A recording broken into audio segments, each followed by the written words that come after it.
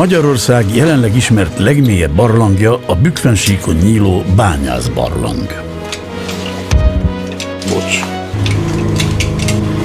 A hírhedt barlangász családból származó ifjabb Adamkó Péter éppen az első aknán ereszkedik lefelé. Szabadnak kötél! Oké. Társa, Ambrus Gergely fotográfus, civilben a Magyar Tudományos Akadémia Rényi Intézetének matematikusa, talán ezért szereti keverni a kiszámítható fényértékeket a kiszámíthatatlan kalandokkal. Az aknabarlangoknak már a bejárása sem egyszerű, a fényképezés csak tovább bonyolítja a dolgokat. Jól néz ki. Ott van az a megosztás, de le tudsz menni. Én kikötöm magam ide az Y-hoz, az állványt is ide tudjuk rakni, és akkor alulra még leviszünk egy vakut. A barlangi fotózás során elengedhetetlen a körültekintő tervezés. A kíméletlen környezet hatására azonban a technika a leggondosabb előkészületek ellenére is szolgálhat meglepetésekkel. Ebből ült az aksi.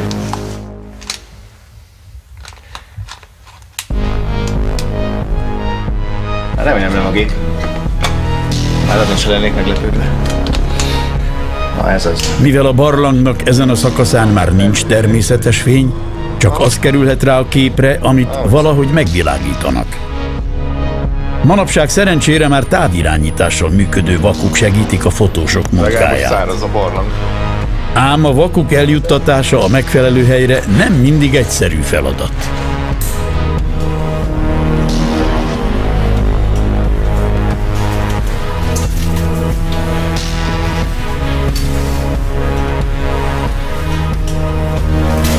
Ugye ez pedig? Várjál. Ennyi hülye? Az jó volt. Ugye?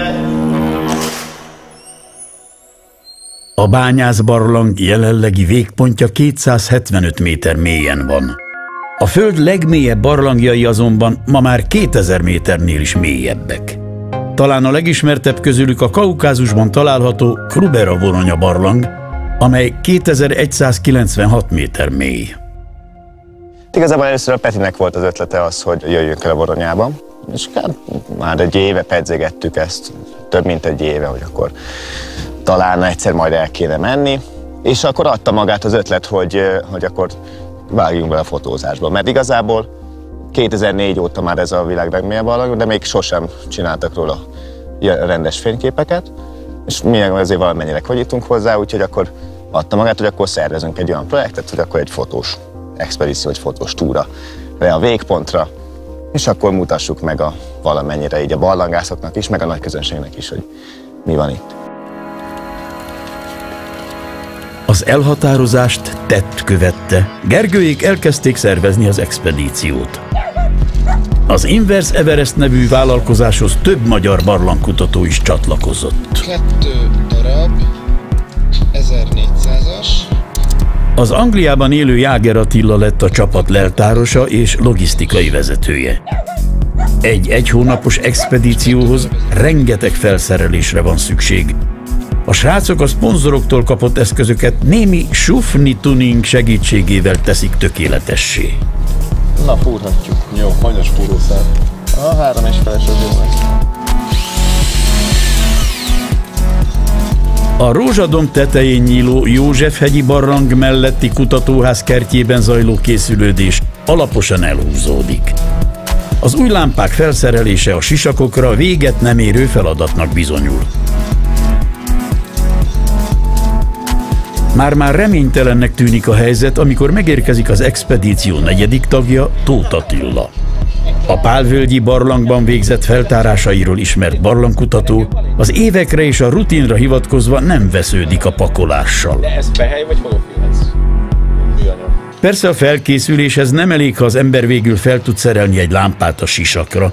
A túra komoly fizikai állóképességet igényel. Az ilyen expedíciós körülményekre igazából csak úgy tudsz fölkészülni, hogy már volt egy pár expedíció. Szóval az nem lehet úgy, hogy akkor beesel a Deák térre, hogy akkor én most jöttem a Csirvics cuccban barlangászni, hanem azt hosszú évek alatt már az ember tudja, hogy mit viszel le a bivakba, ott mi fog történni, hogyha valami gond van, az hogyan oldod meg, stb. Úgyhogy igazából ez a felkészülés ez egy ilyen kettős dolog, hogy hogy egyrészt ez a hosszú távú rákészülési dolgokra, másrészt meg az, hogy akkor tényleg elmenni, heti többször futni, barlangozni, kötelezni, stb.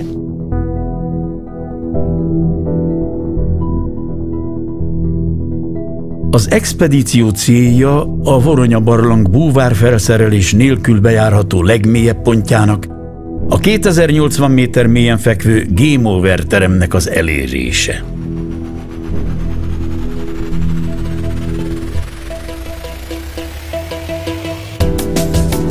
Ehhez több mint egy hetet kell a barlangban eltölteni.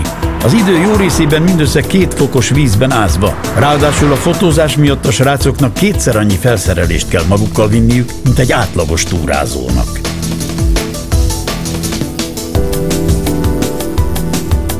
Mindez tökéletes kondíciót követel a résztvevőktől.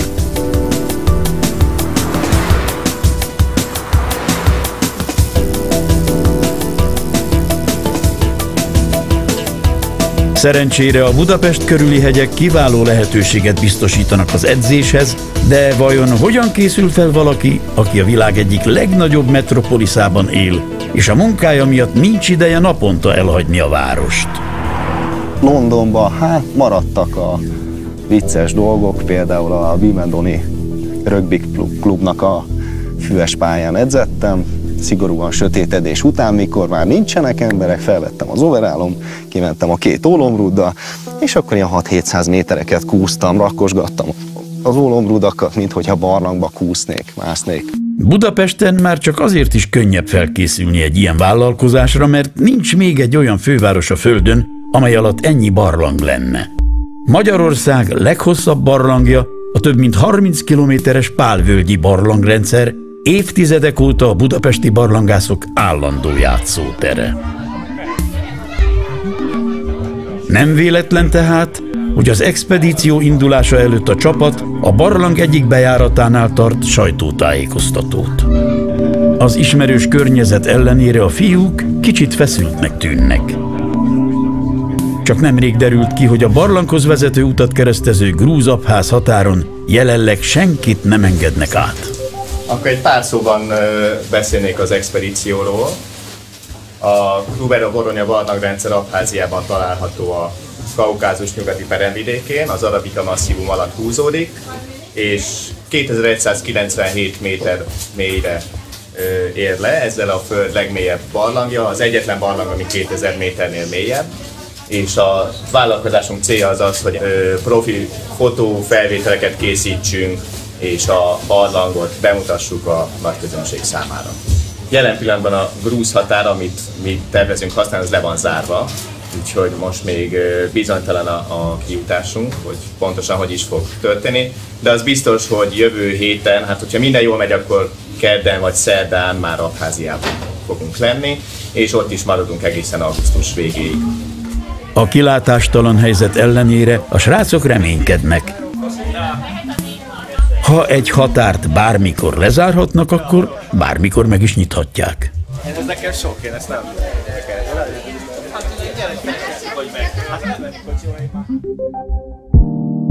Az indulás napján Tóth Attila a barlangi mentőszolgálat irodájában készülődik. Úgy tűnik, pár dolgot mégse kellett volna az utolsó pillanatra hagyni. Most értem ide. Ezt hosszokodott. Áhá, reménytelen. Na, jó. Sparitverkön. Oké, szia. Na, bepasszíroztuk a backbe a hálózsákokat. De kivettük az elő. Szerencsére megjön a felmentősereg, így már van elég kéz a gyömöszöléshez.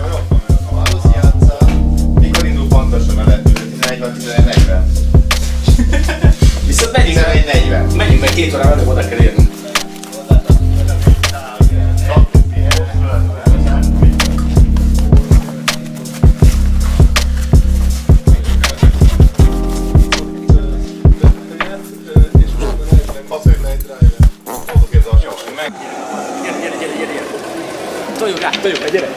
A felszerelést éppen hogy sikerült bepasszírozni a csomagokba.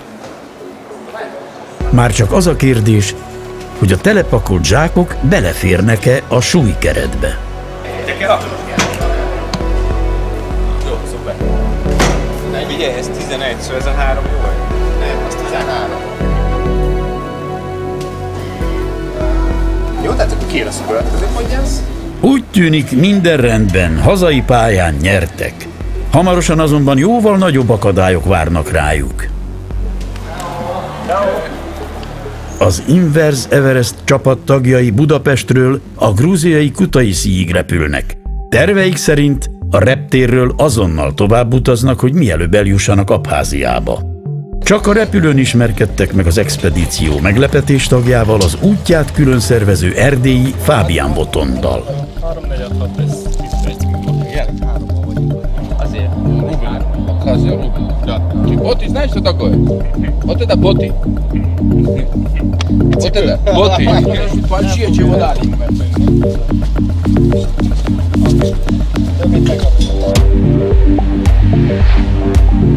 Szinte azonnal találnak egy taxist, aki hajlandó egészen az Abház határig fuvarozni őket. Hogy ott mi vár rájuk, az jelen pillanatban senkit sem érdekel.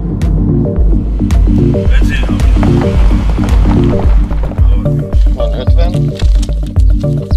50. A határfolyón átívelő híd igazi senkiföldje. Autóval nem szabad rajta közlekedni, akinek sok a csomagja, kénytelen szekeret bérelni. A lehetőség már önmagában is biztató. Ha nem lehetne átjutni az Abház határon, valószínűleg senki sem lenne a hídon. Mivel Grúzia nem ismeri el Abházia függetlenségét, a határon bonyolult diplomáciai útvesztő vár a csapatra.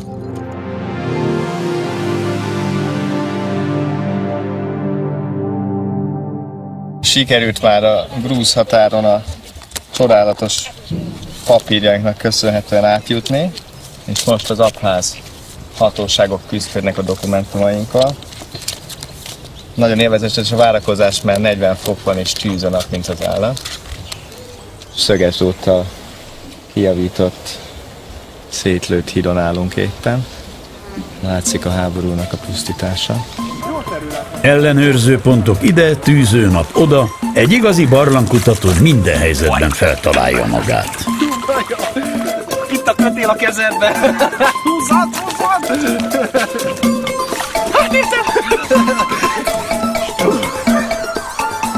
A fiúk addig-addig gyakorolták a rettegett, vízzel teli barlangjáratok kötél mentén való átúszását, míg végül a határon is átjutottak. Ha minden jól alakul, már másnap csatlakozhatnak az Ukrán Barlangkutató Társulat nemzetközi expedíciójához. Úgy tűnik, még várni kell az Abházia fővárosába, Szuhumiba tartó busz indulására, ám egy idő után szerencsére az üzemanyag is megérkezik. Na, sikeresen átjöttünk a grúz Abház határon. Kellett várnunk egy pár órát, de hál' Istennek nem szívóztak velünk sokat. Most éppen Szuhumiba tartunk, hogy átvegyük az Abház vízunkat a követségen, és onnan megindulhatunk föl a hegyre. Hurrá! Jól látsz? 3 szemüvegben. Igen. Minden 3D-ben látok. Tehát viszonylag egyszerű volt eljutni a határig, amin a hivatalos pletykák ellenére végül átjutottak, ám a bürokráciának még korán sincs vége. A hivatalosan Grúziához tartozó Abházia jól láthatóan erős orosz befolyás alatt van. Az autóknak abház rendszámuk van, és a grúz ABC helyett mindenütt cirill betűket látni. A fizetőeszköz az orosz rubel. Az emberek oroszul beszélnek, és ahogy láthattuk, a határt fegyveresek őrzik, és a belépéshez vízumra van szükség. A Szovjetunió felbomlása után kialakult grúz-abház konfliktus során az itt élő grúzok elmenekültek, a város lakossága így a felére esett vissza. Ennek köszönhetően rengeteg elhagyott házzal és félbemaradt építkezéssel lehet találkozni. Bár Abházia de facto független országként működik, alig pár állam ismeri el szuverenitását. Mindez persze nem zavarja az oroszokat abban, hogy a volt Szovjetunió legfelkapottabb tengerpartját újra birtokba vegyék.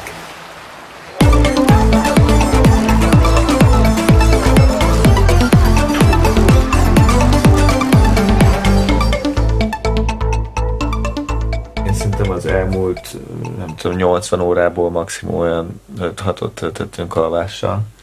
Úgyhogy picikét ez most már kezd éreztetni az eredményét. De tök sikeres volt a mai nap. Persze, nagyon sikeres volt. Átjutottunk a határon, megvan a vízumunk, eljutottunk Candisbe, és holnap 10-kor megyünk fel a hegyre, úgyhogy éppen itt az ideje, hogy egy kicsikét, egy 8 órás pihentető alvással rá készüljünk el az óriási megpróbáltatásra. Szuhomiból már gyerekjáték volt eljutni az Abházia északi részén lévő Candribszba. Innen teherautóval, majd gyalog lehet feljutni az alaptáborba. Gyerekek, ezzel fogunk menni, a szovjet-ipar remek terméke, GAZ-66 típusú összkerekes terepjáró gépkocsi. Igazából semmi másra nem találták ki ezt a szovjet hadseregben, arra, hogy a reptér és a repülőgép között elvigye a katonákat. Ennyi, erre gyártottak egy külön teherautót, ez a GAZ-66.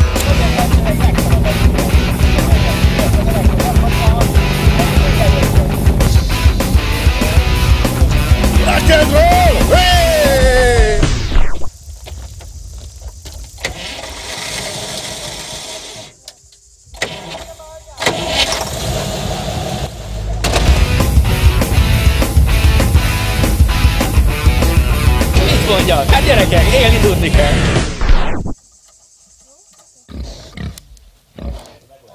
De nem tudom.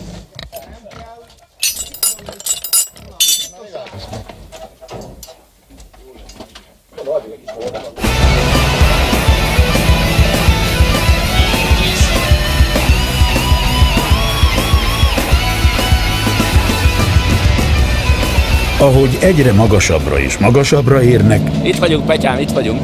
a táj is folyamatosan változik. A teherautó 2000 méteres magasságig képes felmenni, innen még nagyjából 200 méter szintet kell megtenni gyalog az alaptáborig. Idáig hozott minket a kamion, innen megyünk föl, oda a hegycsúcsra, ott a völgyök közötti utáni hegycsúcsra. Körülbelül egy óra séta egy irányba, de annyi cuccunk van, hogy kétszer kell fordulni. Nagyon jó lesz, nagyon jó lesz. Szerintem le sem fogom venni reggelig a begeket.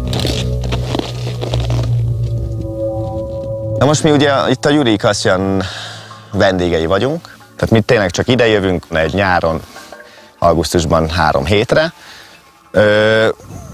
és ugyanakkor a Jurij Kasjanék, ők pedig 1999 óta kutatják a barlangot.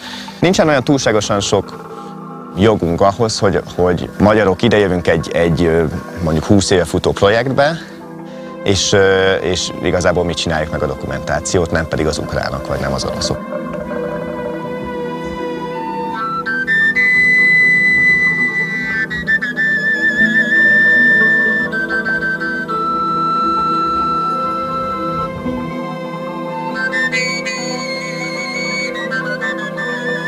A nemzetközi erőfeszítéshez szinte bárki csatlakozhat, amennyiben hozzá tud tenni a kutatáshoz. A több tucat barlangász koordinálása nem egyszerű feladat. Az expedíciót vezető Jurij Kasjannak, most ráadásul a mindenkinél lassabban haladó, számára ismeretlen emberekből álló fotós, filmes csapatot is be kell illesztenie a beosztásba. Hungarian video, guys. Úgyhogy nem volt egyértelmű, hogy mi lesz a reakció. Jurij! Yeah! The night! A Voronya! 1, 2, 3! De szerencsére nagyon pozitívan állt hozzá az első pillanattól kezdve.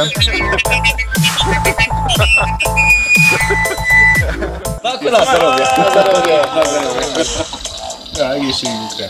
Egészségünkre. Majd még egy költi adtunk szerintem.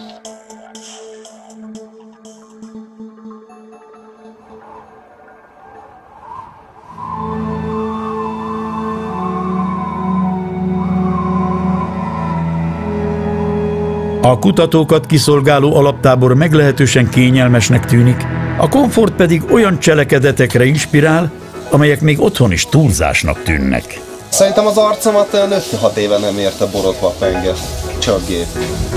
De hát ez mégiscsak a Voronya.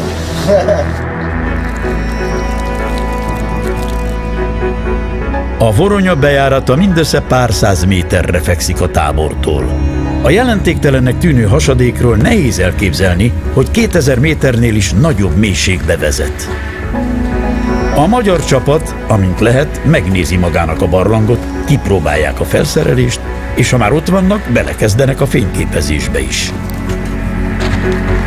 A bejárati aknában még viszonylag könnyű sokáig elidőzni. A későbbiekben jóval nehezebb dolguk lesz. Több mint egy hétig kell dacoljanak a vízzel, a hideggel és a teljes sötétséggel. Jó, Peti, akkor fölfelé nézzél. Nem mozog. Mehet a tesz. 1, 2, 3.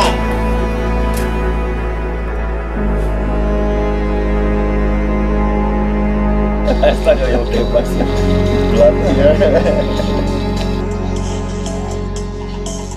Este a konyhasátorban már az expedíció többi résztvevője is láthatja a fényképeket. Úgy tűnik, minden működött. A magyarok hamarosan elindulhatnak a Voronya legmélyebb járatai felé.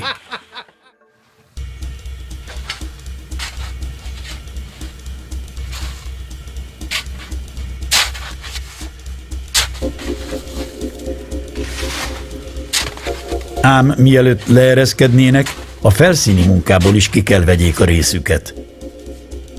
Az alaptábor szükségleteinek kielégítésében a nemzetközi expedíció valamennyi tagja segédkezik. Ambrus Gergő és Jáger Attila éppen havat gyűjtenek egy mélyedésből, ahol még az augusztusi napsütés ellenére se fenyeget az olvadás. A havat aztán a hegyoldalban elhelyezett, fekete fóliából készült gyűjtőbe helyezik. Itt a napsütés hatására elolvad, az így keletkező csurgalék pedig az egész tábort ellátja vízzel.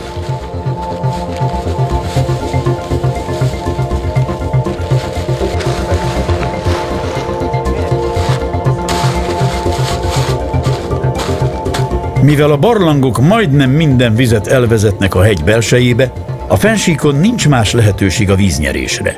Így viszont néha még akár zuhanyozni is lehet a táborban.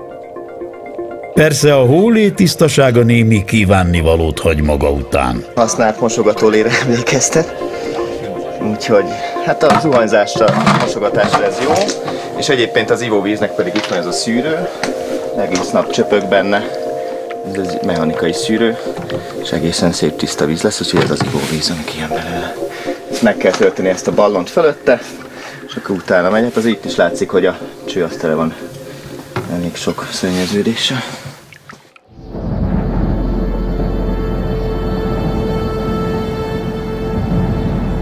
A tengerhez közeli hegyek között rengeteg csapadék esik. Ennek ellenére, ahogy láttuk, a fennsíkon mégis kevés a víz. A nappali szendereket ez nem igen zavarja. Kolibriként lebegve a szárazabb növényekben is elegendő táplálékra lelnek.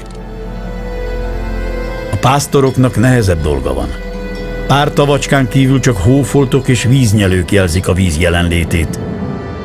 De vajon hogyan tűnik el az a rengeteg csapadék? Az eső és az olvadékvizek nem a felszínen folynak le a hegyről. A sziklák repedéseit kitágítva hatalmas barlangokat hoznak létre a hegység belsejében. Ezek egészen a tengerig vezetik a vizet, sőt még 400 méter mélyen is találtak olyan forrásokat, amelyek vize a Kaukázus hegyeiből származik.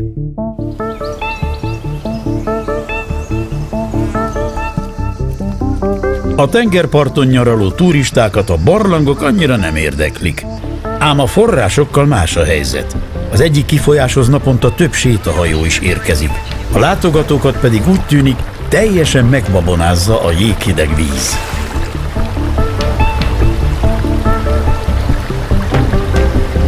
Mindennek jó oka van.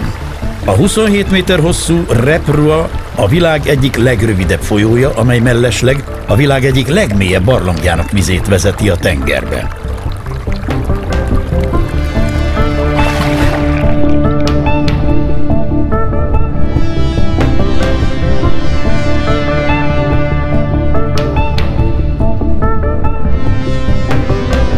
A part mentén a víz alatt több helyen is érdekes jelenséget lehet megfigyelni.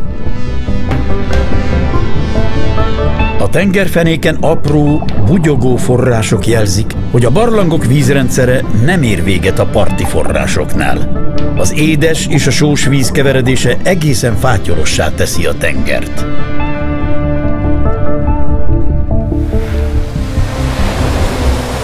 A jól megérdemelt éves szabadságukat töltő turisták nem is sejtik, hogy tőlük nem messze, a hegy tetején pár tucatnyian a világ legmélyebb barlangjainak feltárásán fáradoznak.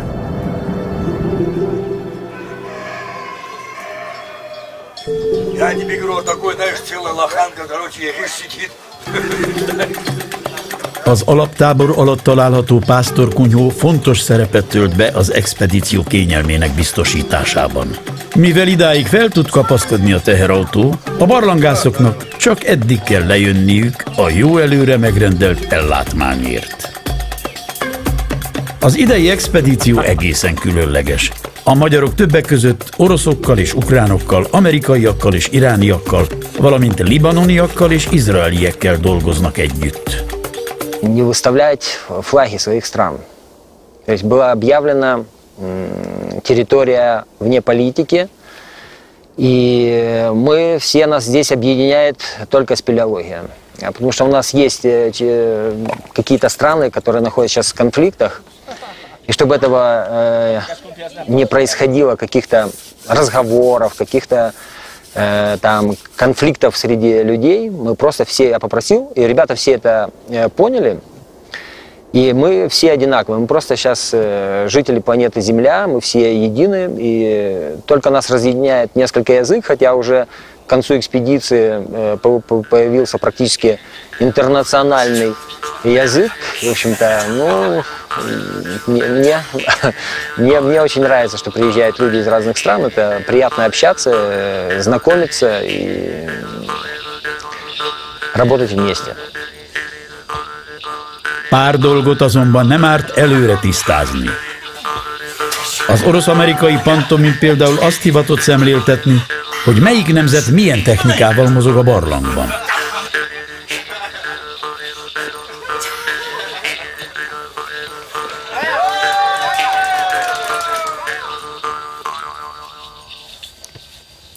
Na. A népek leghatékonyabb olvasztótégelye természetesen a serpenyő.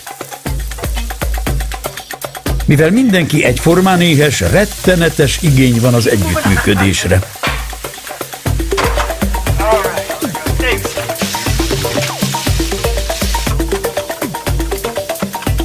Ez a rántottaként azonosítható étel amerikai, iráni és magyar részvétellel készült, egy igazándiból nem is létező ország hegyei között több mint 2000 méter magasságban. Persze a fúziós konyhának néha vannak vadhajtásai is. Anyád nem csinál jobb levest. Ám a tábori ételek összetétele valószínűleg jobban magyarázható a barlangászok általános táplálkozás kultúrájával, mint a nemzetek közötti különbségek kibékíthetetlenségével. Viszont ha valami nem ízlik, a mellettünk ülő nagy valószínűséggel imádni fogja. Kell csipkenni belőle a zöld penészt. De amúgy finom csipkincs. Mézes, lekváros kenyérrel ette a kukacos szalonnát.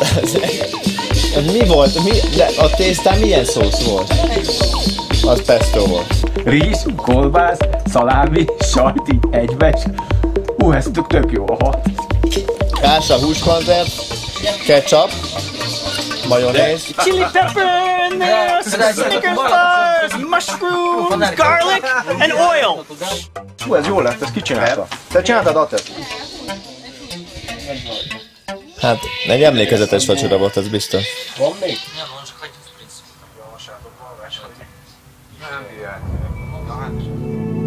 A jól szervezett logisztika legfontosabb ismérve, hogy soha senki nem marad éhen.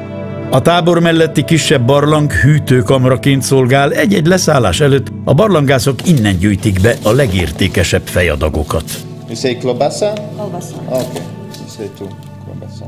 Azt látni kell, hogy itt baromi sok meló van benne abban a barlangban. Tehát, ha megnézed, hogy tényleg gyakorlatilag 20 éve, minden évben mondjuk 2 hónapot egy 30-40 ember itt dolgozik.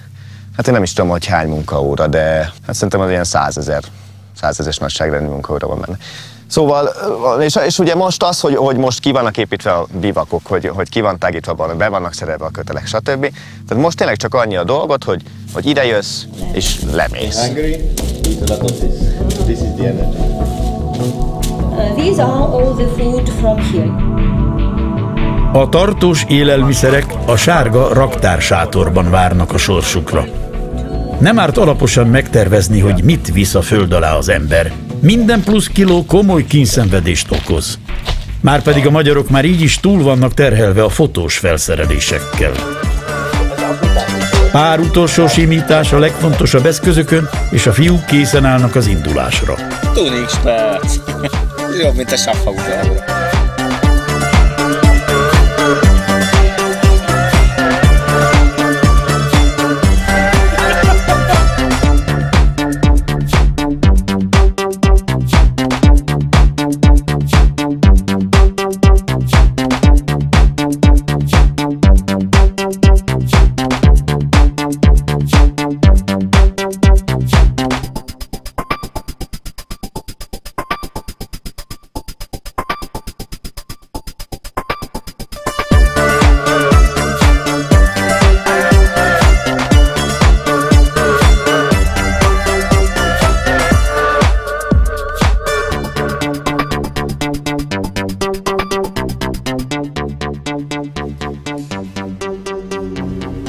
A barlangban a haladás és a felszerelés szállítása is csapatmunkát igényel.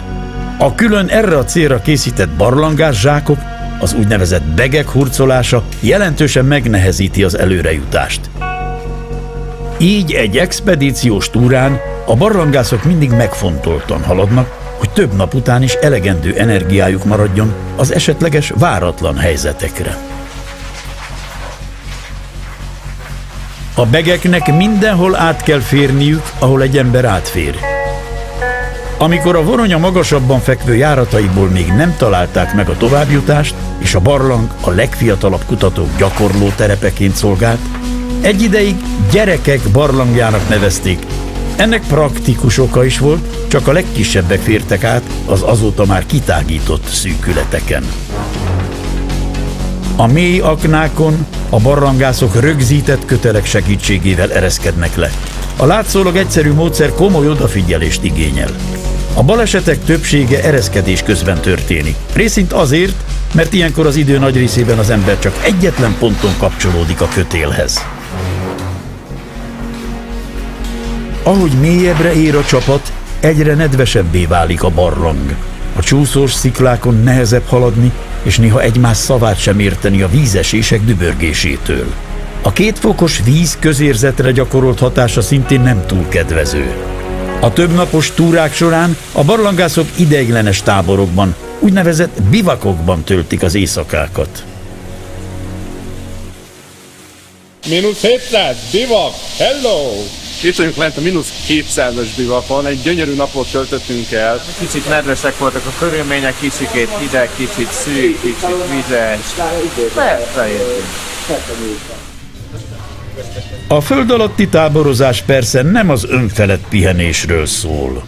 Na és akkor aki először föl kell, akkor az kimegy, akkor először vizet pumpál, mert nem nagyon jók az ivóvizek lett, úgyhogy biztonság kedvéért azért megszűrtük a vizeket mindig. Akkor begyújtod a benzinfőzőt, akkor teját csinálsz, akkor kávét csinálsz, akkor utána főzöl egyet, akkor utána kirúgd az embereket a hálózsákból, akkor visszafekszenek a hálózsákba. Tehát igazából egy ilyen reggel elindulás az egy ilyen 4-5 órás procedúra. Szóval nagyon-nagyon lassú. 4-5 óra elmegy azzal, hogy elindulsz, akkor utána egy olyan 6-7-8 órát mozogsz a barlangban, és akkor megérkezel a következő bivakba, akkor megint egy ilyen 4-5 órás procedúra. Na most ez csak az, hogy akkor haladsz. Ez akkor fölfelé villancsál, jó? A magyar expedíció ráadásul elsősorban fotós vállalkozás, így a résztvevők minden nap több órát töltenek fényképezéssel. Ez sokszor még a haladásnál is megterhelőbb. A maga a barlangi fotózás az arról szól, hogy ott vagy egy tök sötét térben, és te döntöd el, hogy hol lesz fény, hol nem lesz fény, milyen effekt lesz benne, mi nem lesz benne. Hát hogyha egy ilyen nagyon szépen kicsiszolt felvételt akarsz, akkor mondjuk egy kép 1 óra. Persze nem mindegy, hogy ezt az 1 órát milyen körülmények között kell eltölteni.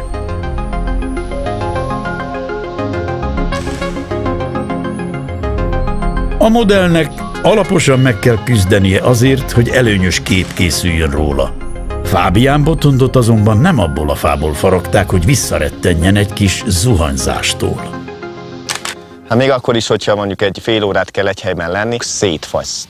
De a csapat becsületére legyen mondva, hogy azért mindenki állt a sarat, meg a vizet. A víz az van azért. Legyen. Jó volt. Csak valahogy jobban elfaragtam most, mint tegnap a 700-ra le. Igen. Az a helyzet, hogy ez a szivacsbetét, ez jobban szívja magába a vizet, mint hogyha egy mosogató szivacs lenne. Mi lesz a menü, Boti? Finomság. Most itt 1400 méter mélyen valami B-opciós mentőötletet kell kitalálni, és a táborban levő poliformokból ezt meg is tudjuk oldani. 9 nap alatt egyszer se ebédeltünk. Volt egy nagyon tömény reggeli, és egy nagyon tömény vacsora. Főszerepe a zsír. A bivakok konyha művészete több tekintetben is felidézi az alaptáborban látottakat. Leves, széklaporral, a másodiknak krumplipüré, és akkor mellé pirítunk sonkát, szalonnát, kolbászt, fokhagyma szeleteket, és akkor utána a harmadik fogásnak meg majd lehet halvát tenni, csokoládé. Én sovány ember vagyok, nekem mennem kell ahhoz, hogy a szervezetem dolgozni tudjon. Ha éhes leszek, morcos leszek, de viszont az ilyen vacsorákon ezeket bőven lehetett pótolni.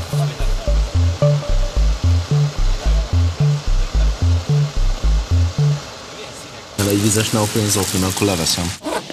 Az 1400 méteren lévő bivakot rendben elérték.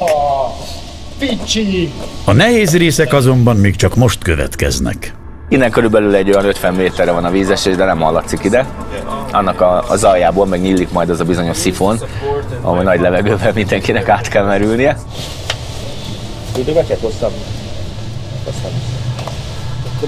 Ma egy teljesen víz alá került járatot, úgynevezett szifont kell átúszniuk. A hideg vízben a búvárruha elengedhetetlen kellék. Itt állunk a Krubera Voronya barlang 1450 méteres mélységében a szifon előtt. Egy nagy levegő és a túloldalt vagyunk. Kedves Attila, tudná esetleg pár mondatot szólni a hölgyrajongóknak és a követőknek? Ők is majd így merüljenek az én lelkembe, hogy én. Most ebbe a vízbe. A szifonokba hiába tudjuk azt, hogy milyen hosszú, milyen mély, akkor is az ember azt látja, hogy megy egy sziklaüreg lefelé, tele vízzel. Bele kell bújni egy sötét vizelteli lyukba. Lehet, hogy tudjuk, hogy 3 méter, de nem hisszük el. Fábián Botond, ön hogy éli meg ezt a pillanatot? Alig várom, hogy bevizezhessem a seggem.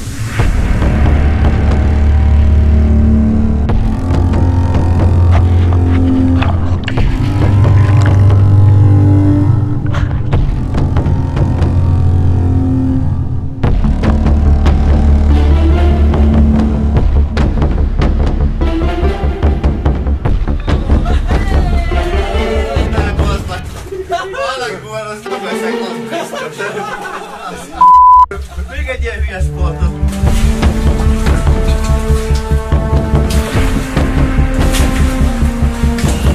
A Boti áthúzza az embert is. Jön meg! Csak meggetoltam! Itt a meg! Nagyon! Ott meg! A 2 fokos vízben végzett munka egyre jobban felőrli a csapatot. Itt a kötelet? Kirántottam kezembe. Hol átúszik a következővel? Mire sorra kerültem, hogy én is átúszok a szifonon, addigra már nagyon sok peget kellett beletolni a szifonba. Ez idő alatt végig derékig álltam a vízbe, és a kezeim, lábam, ujjaim lefagytak teljes mértékben. És akkor utána még meg kellett merülni, amit még jobban kihűtött. és hát utána kockára fagyva kell ezt folytatni az utunkat tovább. Alig vártam már, hogy jöjjön valami nehéz kúszás, mászás, hogy visszamelegedjek, de nem. Utána csak ereszkedések jöttek, amik kevesebb mozgással jár. Fázós volt nagyon.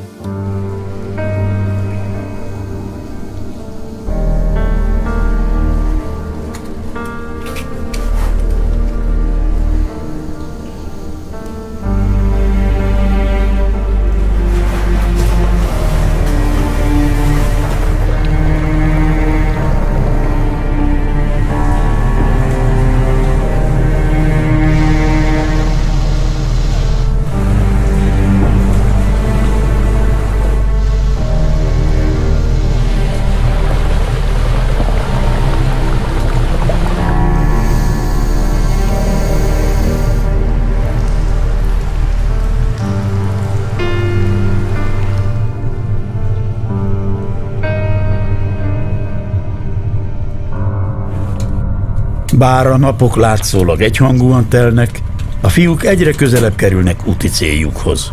Végül az 5. napon jön el az a pillanat, amelyre hónapok óta vártak, már csak egyetlen ereszkedés választja el őket a barlang búvármerülés nélkül is elérhető legmélyebb pontjától.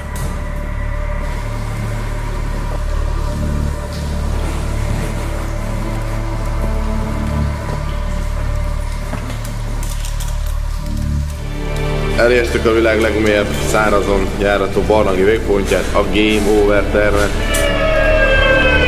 Fábián Botond elérte a 2080 méteres mélységet. Kedves Botond, milyen érzéssel tölt el ezt téged? Nagyon jó érzéssel, de arra falzok, kocka arra fagytam, most már vendég. Kis partszakaszon állunk itt mind a hatan, de ez nem gátol meg minket, bele fogunk ereszkedni a vízbe, és ott fogunk fényképet csinálni az együttesről.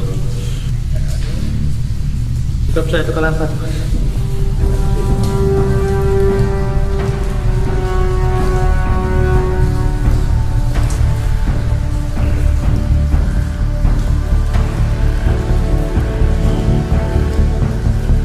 A felszabadultságra ezekben a percekben az sem vet árnyékot, hogy az út neheze még hátra van.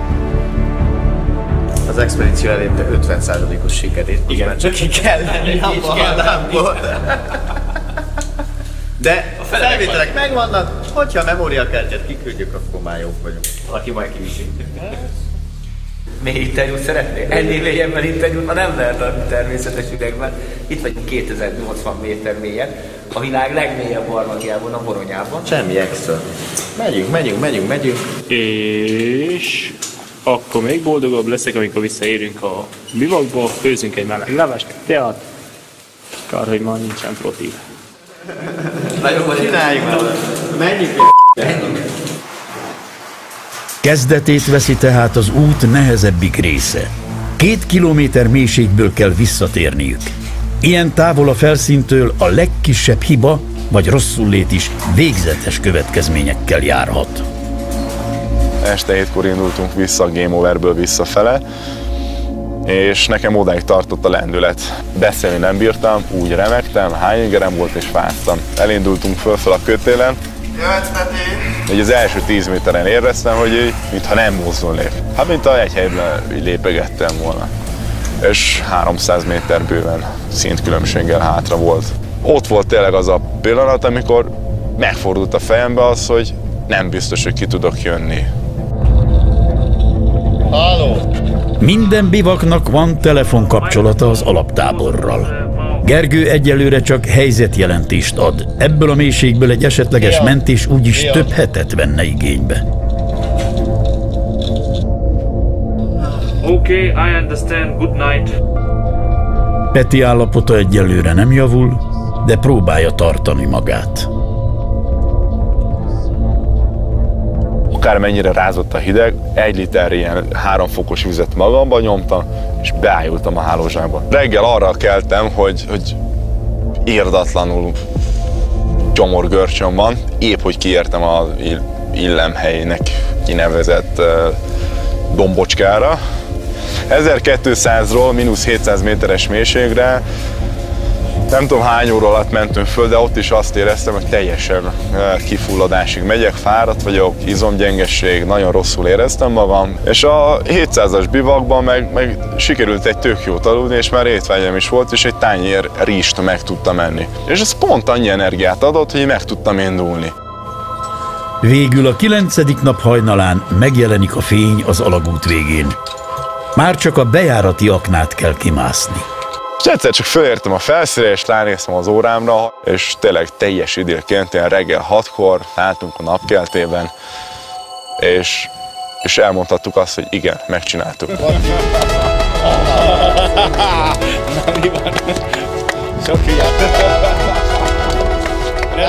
Az Inverse Everest expedíció tehát sikerrel zárult. A srácok minden akadály ellenére eljutottak Abháziába, és csatlakoztak a világ talán legkülönösebb összetételű nemzetközi expedíciójához.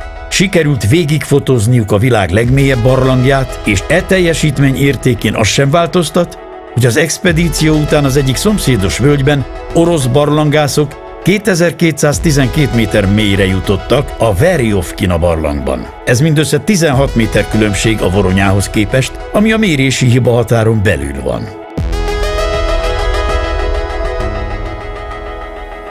Miután mindenki biztonságosan kimászott a barlangból, Jurij Kasyan kiszereli a kötelet az első aknából.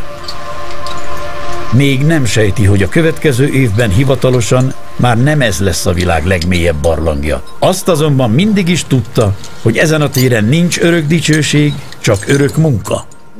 Ну, в общем-то, я думаю, что какое-то время она будет самой глубокой, но какое-то время. Дело в том, что идет развитие спелеологических техник, и расширяется география спелеологических исследований, и есть массивы, разные массивы, в той же, например, Мексике, там, в общем-то, Папуа-Новая Гвинея, где, возможно, теоретически есть потенциал, ну, даже вот соседняя плато Бзыпь, там, в общем-то, потенциал достаточно приличный, в общем-то, и могут быть пещеры глубже. Но мы тоже, в общем-то, не стоим на месте, работаем в пещере Берчильская, и уже думаем о будущем, когда другие пещеры могут приблизиться к нам. То есть мы, в общем-то, держим ухо востро, скажем так. Az idei expedíció minden esetre véget ért. Azt még senki sem tudja, mit hoz a jövő. 10 év múlva lehet, hogy egy harmadik barlang büszkélkedhet az aktuális legmélyebb címmel. Конец экспедиции. Финиш. A barlangászatot sokan hasonlítják a hegymászáshoz. Ám a kettő között van egy fontos különbség. Míg a legmagasabb hegyek pontosan ismertek, a barlangok esetében sosem lehet tudni, mikor jut valaki mélyebbre. Ahogy a konyhasátorban fogalmaznak, mindig van lejjebb.